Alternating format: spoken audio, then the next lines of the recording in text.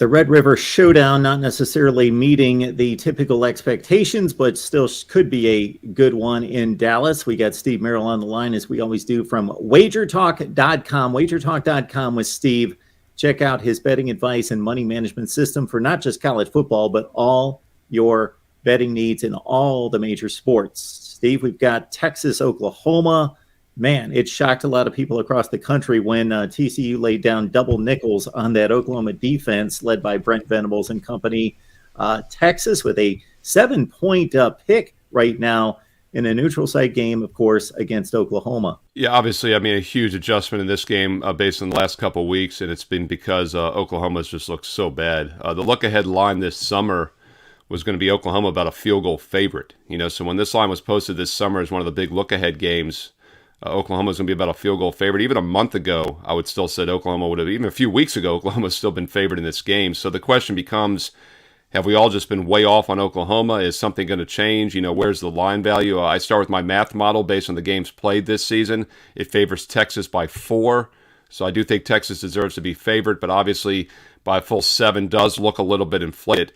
With that said, though, I thought Oklahoma was in a good spot last week against TCU. And it's always a red flag for me when I think a team is in a good bounce-back spot, in a good mathematical spot. And not only do they lose, but they get blown out 55-24, as you mentioned. And it wasn't a fluke. I mean, Oklahoma gave up early in that game. About halfway through, they'd already given up 4 touchdowns to TCU of 62 yards or more. They've got about as many big play touchdowns as any team in the country this year. You could say some of that is a lack of focus, and maybe after that bad loss is a 2-touchdown favorite against Kansas State, who, by the way, I think is an underrated team. And Oklahoma wasn't out of the national title hunt, I think, with that one loss. That's why I wasn't afraid to back them last week. Now they're out of the picture, and the fact they're a 7-point dog shows that. So if they don't show up last week, I know this is a big rival game for them, but I'm not sure you can just flip a switch and fix some of those defensive problems, especially on the big plays. What's funny about it, though, is if you look at their defensive numbers, they're really good this year. They give up 5.4 yards per play against teams that average 6.3. They've played a very tough schedule.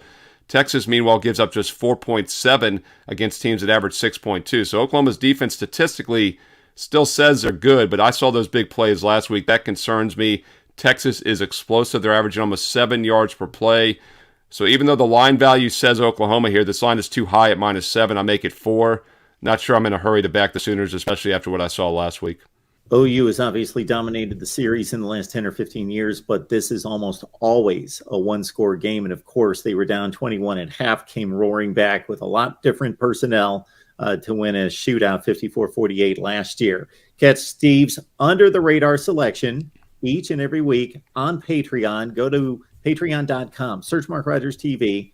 Steve is 5-0 is in his under-the-radar selections. And, of course, every day, go to wagertalk.com. Check out Steve's selections and money management system. Thanks so much, Steve. Thanks, Mark.